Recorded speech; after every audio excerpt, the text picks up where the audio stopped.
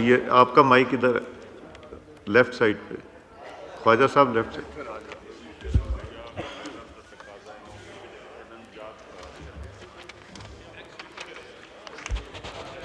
बिस्मिल्लाहिर्रहमानिर्रहीम।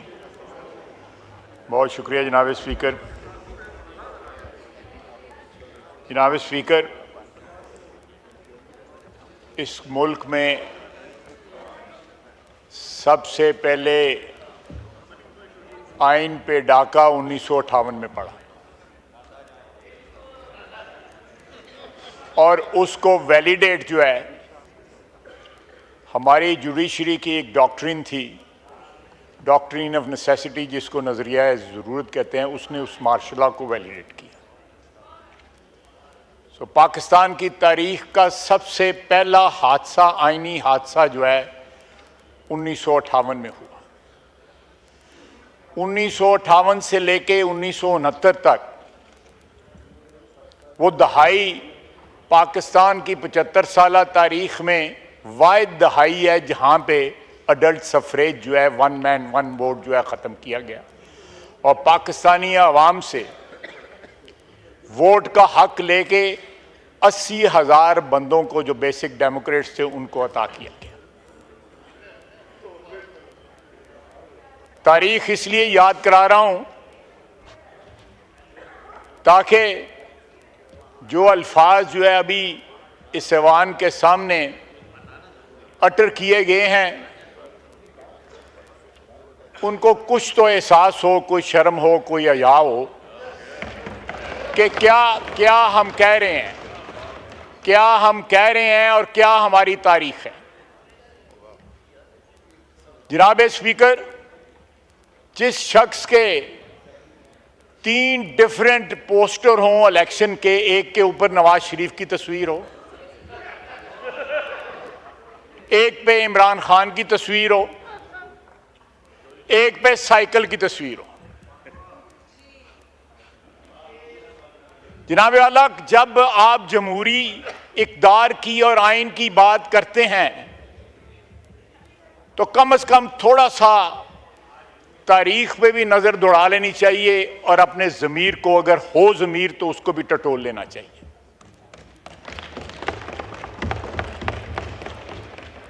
जनाब स्पीकर, हमने ये जो तरमीम जो है आज आपके सामने लेके आ रहे हैं, इस ऐवान के सामने लेके आ रहे हैं, सेनेट ने उसको पास किया है। उसका वाहिद मकसद है कि इस ऐवान की, इस मुकन्ना की, इस पार्लियामेंट की जो रिस्पेक्ट और डिग्निटी जो है आइन के तहत, उसको रिस्टोर किया जाए। जब उस ऐवान में लोग खड़े होकर इस किस्म की तकरीरें करें जिसमें स्वाय गलत बयानी के और कोई बात ना हो और वो अपने ज़मीर को आवाज भी ना दें, अपनी तारीख को भी आवाज ना दें कि उनका माजी क्या रहा है,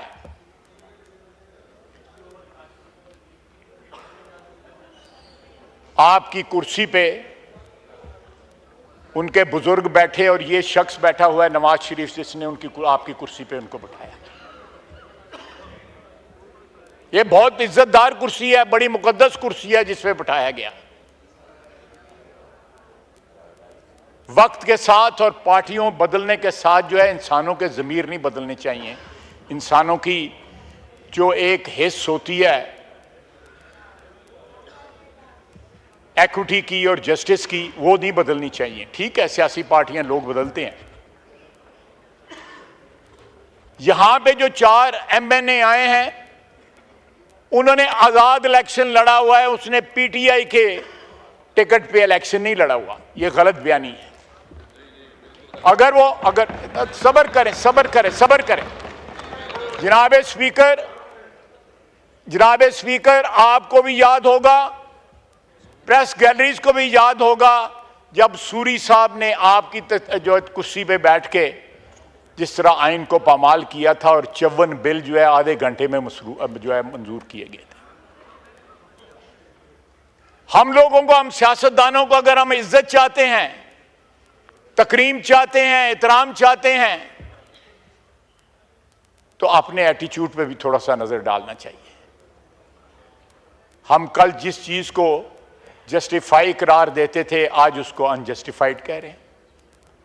कोई कंसिस्टेंस होनी चाहिए हमारे पॉलिटिकल बिहेवियर के अंदर, अदरवाइज हम जो रिस्पेक्ट सीख कर रहे हैं, जो डिग्निटी सीख कर रहे हैं, वो हमें नहीं मिलेगी। और ये तरमीम जो है उसी की तरफ एक कदम है। जिस जुडिशरी की तारीख जो है नजरिया जरूरत से स्टार्ट हुई और मार्शल लॉ को वैलिडेट करने पे जो है वो स्टार्ट हुई, जनाबे वाला यहां पे सियासतदानों ने बड़ी कुर्बानियां दी हैं। जिस तरह बिलावल साहब कह रहे थे, सियासतदान जो है फांसी चढ़ाए गए, अदलिया ने जो है उनका खून किया। मियां नवाज शरीफ जहां पे बैठे हैं, उनको किसी के कहने के ऊपर बेटे से तनख्वाह ना लेने पे डिस्क्वालीफाई कर दिया गया। एक पॉपुलरली इलेक्टेड लीडर जिसकी 2/3 मेजॉरिटी थी, उसको डिस्क्वालीफाई कर दिया गया। आप याद करें कि यहां पे जुडिशरी किन किन नामों से जानी जाती है, पहचानी जाती है। साकब निसार, जस्टिस मुनीर, इरशाद हसन खान जिन्होंने मार्शल लॉ वैलिडेट किया था, डोगर, बंदयाल, खोसा, फायज ईसा वाहिद आदमी है जिसने इज्जत बहाल की इस जुडिशरी की। एक तारीख है स्पाइनलेस चीफ जस्टिस की। एक तारीख है जो बगैर रीढ़ की हड्डी के थे, जिनके बाद फायजी साहब वो इज्जत के साथ घर जा रहा है।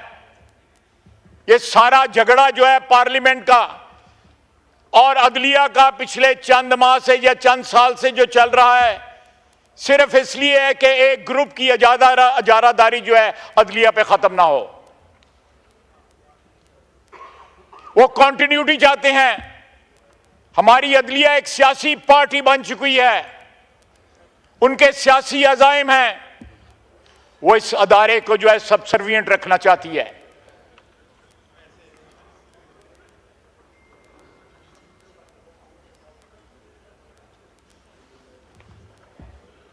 वो इस अदारे को सबसर्विएंट रखना चाहती है। हम ये तरमीम जो है इसलिए ला रहे हैं कि ये हम उस सबसर्विएंट से बचें।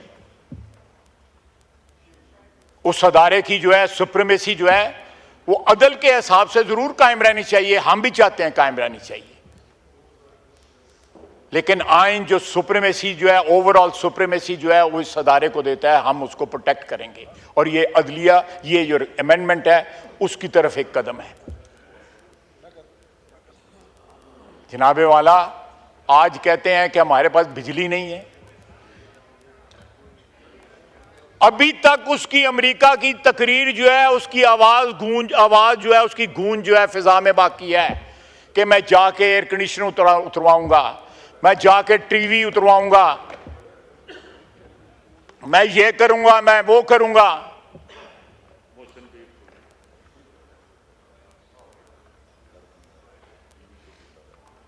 आज कहा जा रहा है फलां को मारा जा रहा है, फलां को मारा जा रहा है। ये बातें करते हुए सिर्फ अपना माजी थोड़ा सा याद रखना चाहिए। अगर इंसान माजी रखे, याद रखे, तो फिर इंसान को शर्म भी आती है, हया भी आती है। जब माजी भूल जाएं, जब आप माजी इरेज कर जाएं, तो फिर आप बगैर शर्म के, आप ना आपको शर्म आती है ना फिर आपको हया आती है। हम यहां पे इस ऐवान को एम्पावर कर रहे हैं इस अमेंडमेंट के जरिए।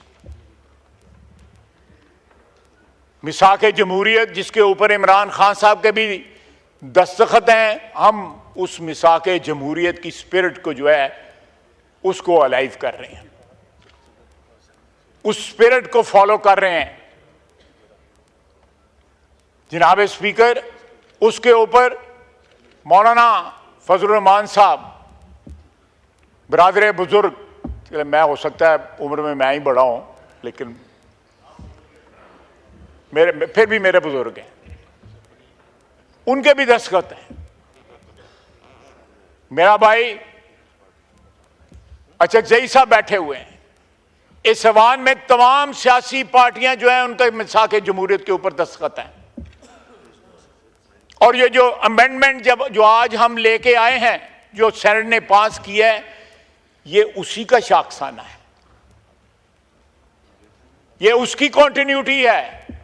ये कोई हमने इन्वेंट नहीं की, ये उसकी कॉन्टिन्यूटी है।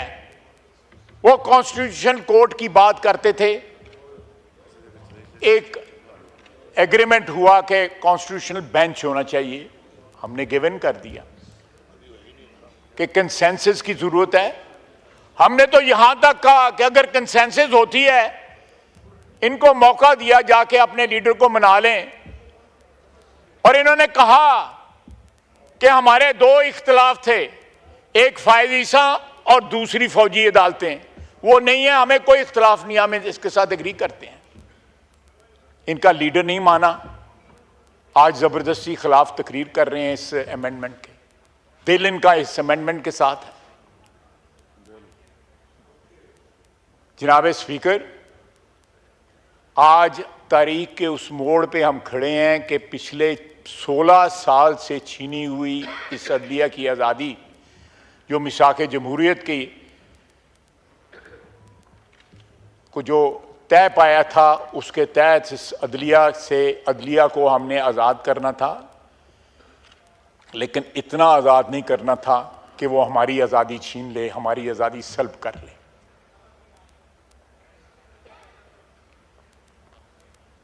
अदलिया 26 लाख केस लेके बैठी हुई है। 140वां नंबर है उसका दुनिया में अदल डिस्पेंस करने की, जो एक इंडेक्स है उसमें। मैं फिर कहूंगा कि जब उनको पता लगा, और 60-65 हजार केसेस सिर्फ सुप्रीम कोर्ट में हैं। अगर हम वहां पे डिवीजन ऑफ वर्क कर रहे हैं कि कॉन्स्टिट्यूशनल केसेस जो है कहीं और चले जाएं, दूसरे केसेस का, लोगों को इंसाफ मिले। जनाबे वाला, ये हाउस है जिसके अंदर 2 या 2.25 लाख रुपया लोग तनख्वाह लेते हैं। कोई पेंशन नहीं है, कोई गाड़ी नहीं है, कोई बिजली का बिल नहीं है, कोई गैस का बिल नहीं है। वो 16 लाख रुपया तनख्वाह लेते हैं, मर जाएं तो उसके बाद भी 16 लाख रुपया उनको पेंशन मिलती रहती है, उनके आबाओ अजदाद को। प्लॉट जाके वहां पे सोसाइटियों पे खुद जाके चूज करते हैं। क्या ये प्रिविलेज इस ऐवान में किसी को मिली हुई है? और ना हमें चाहिए। बिल्कुल ठीक करें, हमें नहीं चाहिए। अगर आपको चाहिए तो आपके लिए कुछ कर सकते हैं, और नहीं, मुझे आपसे यही उम्मीद थी।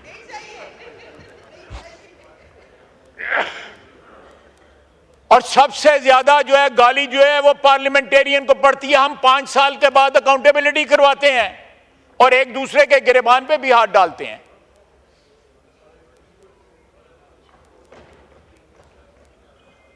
और फिर कहा जाता है डिस्क्वालीफाई सियासतदान होते हैं। जान जो है वो सियासतदानों की जाती है, कैद सियासतदान भुगतते हैं। और अदलिया जो है ये 17-18 लोग जो हैं, ये कहां से आए हुए हैं? ये आसमान से आए हुए हैं। इनकी अकाउंटेबिलिटी नहीं हो सकती। इनकी अकाउंटेबिलिटी ये हाउस करेगा, ये ऐवान करेगा इनकी अकाउंटेबिलिटी। जनाब speaker, there are parliaments in the world who can call the judicial officers on the bar of the house. हम तो ये हमारे अपोजिशन वाले इस बात की अपोज कर रहे हैं कि हम जो है ये कमेटी क्यों बना रहे हैं, जो उनकी अपॉइंटमेंट कर रहे हैं, उनके पावर क्यों हम अज्यूम कर रहे हैं उनको अपॉइंट करने की। ये इस ऐवान के बेईखा हैं, खैर खा हैं, ये इस ऐवान के दुश्मन है। सियासत को इस तरह ना खींचें इसको इस तरह लंबा ना करें सियासत को कि आप इस ऐवान को एम्पावर करने वाली एक तरमीम जो है आप उसकी भी मुखालफत करें। जनाब स्पीकर, इस मुल्क में इस ऐवान के अगर किसी लीडर ने एक बावर्दी शख्स को वोट दिया हुआ है प्रेसिडेंशियल इलेक्शन में तो इनके लीडर ने दिया हुआ है। बावर्दी शख्स को कैंपेन की, उसकी तारीख गवाह है। आज जमहूरियत की बातें करते हैं। जनाब स्पीकर, ये हमें कह रहे हैं 4 आजाद मेंबर अगर यहां पे आके बैठ गए हैं जिनकी लीगली कोई एफिलिएशन नहीं है इनकी पार्टी के साथ, आप बताएं, आप भी गवाह हैं इस ऐवान में क्या होता रहा है?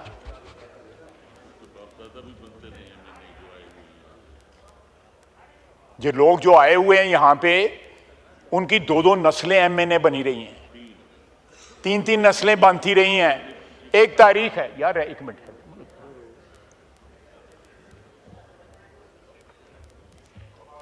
जनाब यहां पे क्या क्या नहीं हुआ। यहां पे कहा जा रहा है कि जी बानी पीटीआई की वो उनकी हमशीरा भी कैद हैं, उनके वाइफ भी कैद हैं, वो भी कैद हैं, मियां नवाज शरीफ भी कैद, उसके साथ उसका भाई बैठा हुआ है वो भी कैद था, पीछे भतीजा बैठा हुआ है वो भी कैद था, इसकी बेटी भी नवाज शरीफ की भी कैद थी, एक और भतीजा था वो भी कैद था, मैं वर्कर था मैं भी कैद था, आसन इकबाल वर्कर था वो भी कैद था। इनको ये याद नहीं है? राना सनाउल्लाह साहब बैठे हैं वो भी कैद था, शाहिद अब्बासी भी कैद था, मिफ्ता भी कैद था, इनको वो याद नहीं रहे? साद रफीक कैद था, हनीफ अब्बासी साहब कैद थे। ये लोग याद ना रहे इनको? इनको कोई हया नहीं चाहिए जब ये अपने बंदे गिनते हैं।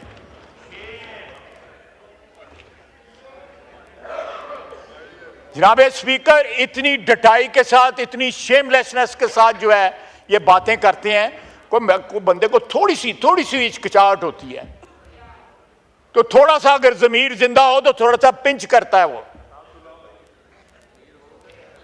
जिस तरह बड़के मारता था, मैं एसी उतार दूंगा, मैं ये कर दूंगा, वो ये अल्लाह ताला से माफी मांगनी चाहिए, मकाफत अमल है।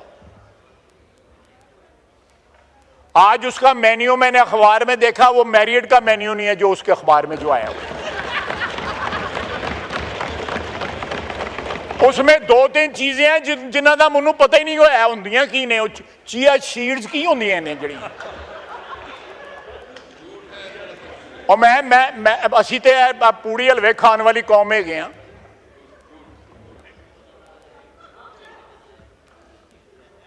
और देसी मुर्गी तो अजकल लभदी नहीं, पता नहीं उन्होंने कितों लभदी पिएगी। ये देखें, ये नखरे देखें, नखरे देखें। और रान तनवीर कह रहा नाल करतूता देखो।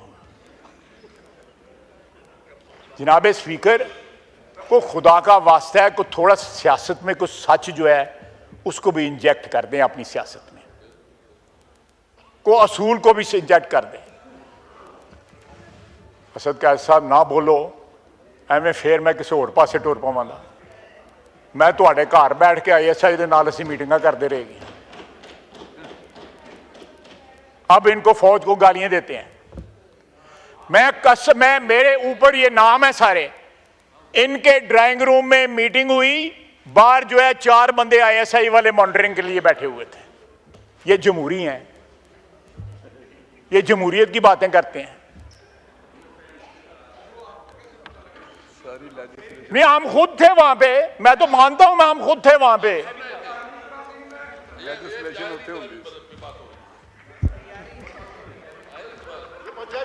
कह रहे हैं आइन के बाद, देखें आइन के लिए अगर फौज की जरूरत है, आइन के लिए हमें इकट्ठे बिठाने के लिए फौज की जरूरत है, तो हम तो कह रहे हैं कि फौज को ना इस्तेमाल करो इकट्ठे बैठने के लिए, खुद ही इकट्ठे बैठ जाओ,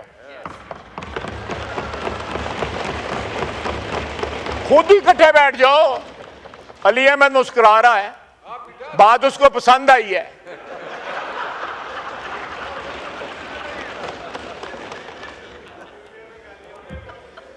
जनाब स्पीकर, मैंने इस ऐवान में हम सब ने, बहुत से दोस्तों ने, बुजुर्गों ने बड़ी बड़ी मुद्दत गुजारी है, लेकिन इतनी शेमलेसली अपनी तारीख भूलते हुए मैंने किसी पार्टी को नहीं देखा। 2 साल हुए हैं, सिर्फ 2 साल हुए हैं। इंशाल्लाह ये वोट, आज वोट को इज्जत दे रहे हैं इसके साथ। ये वोट को इज्जत है अली अहमद, ये वोट को इज्जत है। वोट को इज्जत जज नहीं देते, वोट को इज्जत ये पार्लियामेंट देती है। ये वोट को इज्जत है। वोट दो, हमें वोट दो, क्योंकि हम वोट को इज्जत दे रहे हैं। हम इलेक्टेड लोगों को इज्जत दे रहे हैं। उन 17 बंदों से पावर लेके ये 350 बंदों को हम पावर दे रहे हैं। Address the chair. जी जी ख्वाजा साहब।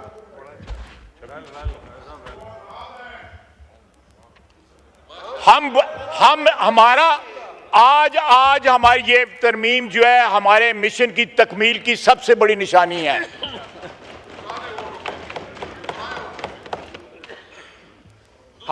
आपका कोई वोट नहीं था, सानू पता है तानू किस तरह वोट मिले सन।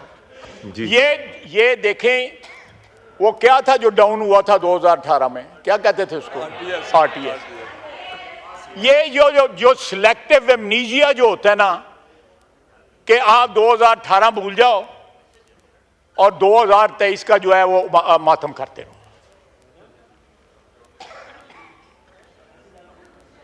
अगर आपने कोई बात करनी है, देखें,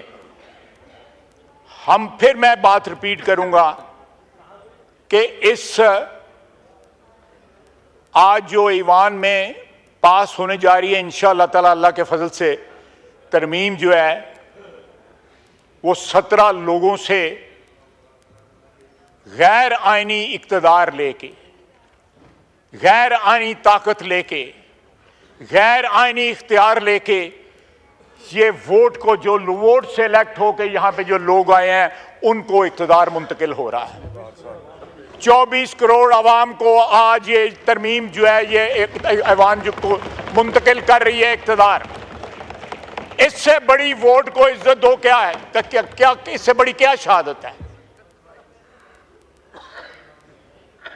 हम ममनून हैं जिन तमाम दोस्तों ने मुतहद होके, आप देखें ये वाहिद पार्टी रह गई है। बड़े फेरे इन्होंने सुटे ने खब्बे से जेड़े गए, वाहिद रह गए हैं। किन्नी खड़ी है किसी तानू ही बताएगा।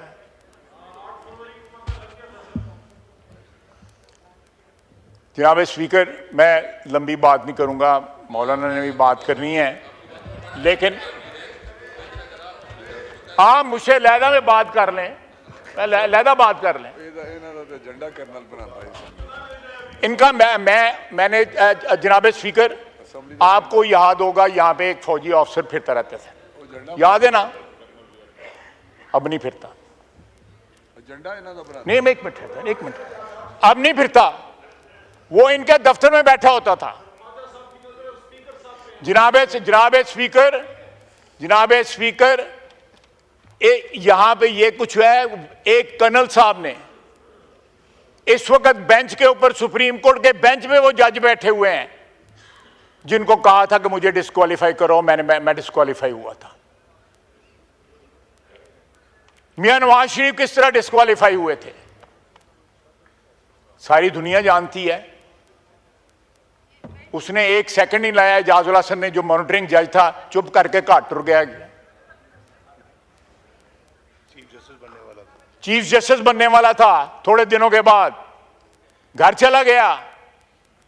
क्या बात थी, क्यों घर चला गया? अगर कोई पसली थी, कोई रीढ़ की हड्डी थी, खड़ा रहता। अगर दामन साफ था तो खड़ा रहता, दामन साफ नहीं था। मैं केस भी बता सकता हूं जिनमें उनका दामन साफ नहीं रहा हुआ। If you have something to hide, तो फिर यही असर होता है ना। तो रातों रात जेड़ा बोरिया बिस्तरा बंद करके तुम घर टुर जाते हो। वो मुज़ाहिर अली नकवी जो है ट्रकों वाला, वो क्यों घर चला गया? और ये 8 आदमी जो है आज ये इन्होंने पिछले 6 महीने 7 महीने 8 महीने जो है जिस तरह गुजारे हैं, the way they ganged up against this house, जो 24 करोड़ आवाम की ख्वाहिशों का मजहर है।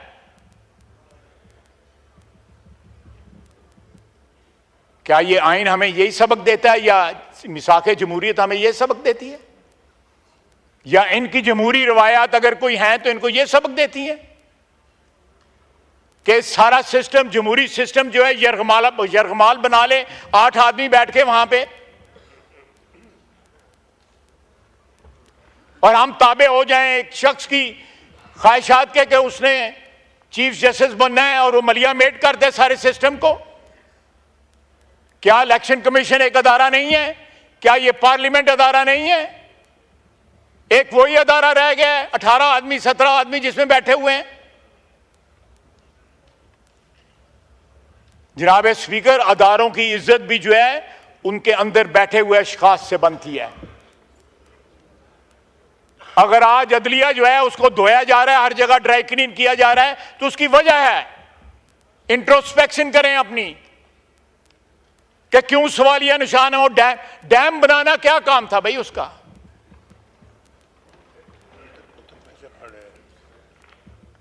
अरबों रुपया इकट्ठा कर, और फिर यह है कि फैसला देते हैं और साथ जो है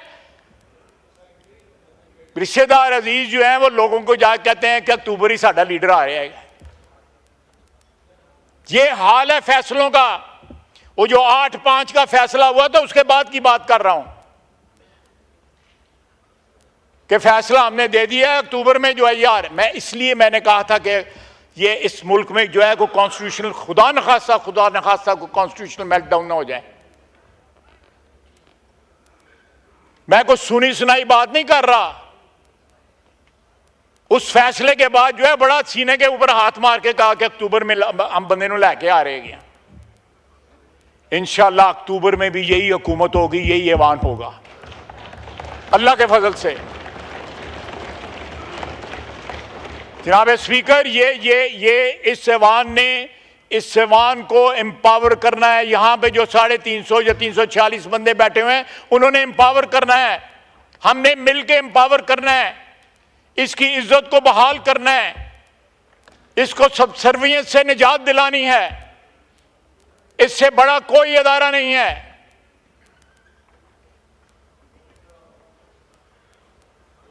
हम कौन सा, अगर फौज का 5 बंदों का पैनल आता है और सिविलियन जो है उसमें से बंदा चुनते हैं, तो अगर उनका 3 बंदों का पैनल आ जाएगा तो 8 बंदे या 9 बंदे मिलकर चुन लेंगे तो क्या क़यामत आ जाएगी?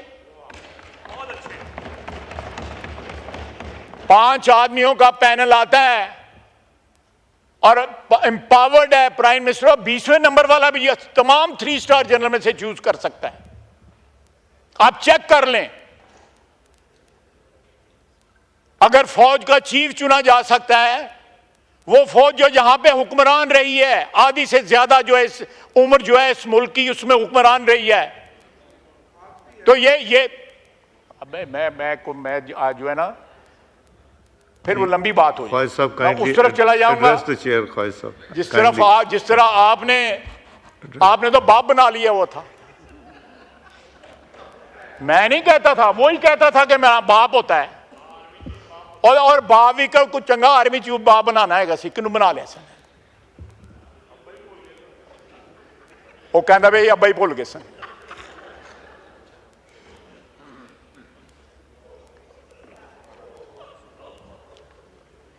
मैं फिर रिपीट करूंगा कि हम जो है इस ऐवान को एम्पावर कर रहे हैं कि ये ऐवान जो है जुडिशियल कमीशन जो है, हम उसमें, मैं उसका मेंबर रहा हूं 2-3 दफा। मैं इस वक्त भी मेंबर हूं उस कमेटी का। हमारी कोई पावर नहीं है। हम अगर किसी को रिजेक्ट करते हैं, किसी को अपॉइंट करते हैं, उनके पास इख्तियार रहता है कि वो उसको ओवररूल कर दें। हम ये पावर इस ऐवान के पास लेके आए, किसी फर्देवाद के पास नहीं लेके आए। हम कहते हैं कि इतने नंबर बंदे जो है उस कमीशन में डालें जो मेजॉरिटी जो है इस ऐवान को दें। 4-4 महीने जो है कंफर्मेशन प्रोसीडिंग्स चलती हैं सेनेट में, सुप्रीम कोर्ट के जजेस की यूनाइटेड स्टेट्स में। उस मुल्क में बैठ के हमें गालियां दे रहे हैं पाकिस्तान को, वहां पे जाके जो है कभी लॉबी करते हैं हाउस ऑफ रिप्रेजेंटेटिव को, कभी सेनेट को। उसकी तो ये ट्रेडिशन है।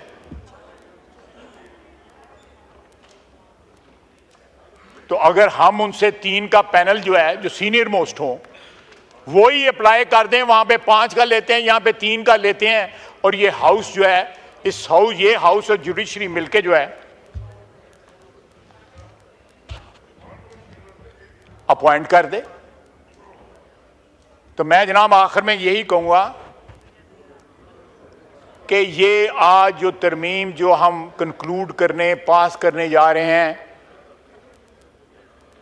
वो एम्पावर करती है पार्लियामेंट को, 24 करोड़ अवाम के नुमाइंदों को एम्पावर करती है, वोट को इज्जत देती है। वमा अलैना इल्लल बलाग।